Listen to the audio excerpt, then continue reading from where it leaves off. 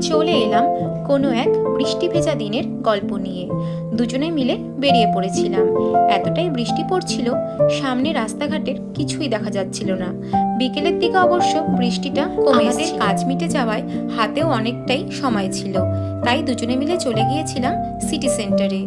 Lunch time পার হয়ে যাওয়ায় আমরা সেদিন আর রাইস আইটেম কিছুই খাইনি, চলে গিয়েছিলাম বার্গার কিংয়ে।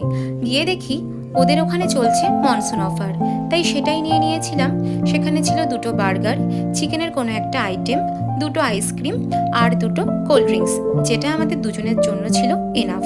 খাওয়া দাওয়া সেরেই চলে গিয়েছিলাম 99 স্টোরে। কিছু প্রয়োজনীয় জিনিসপত্র কেনাকাটি করে আমরা বেরিয়ে পড়েছিলাম। মেঘলা দিন, একটু চা না খেলে হয়, তাই দুজনেই দাঁড়িয়ে পড়েছিলাম চা খেতে।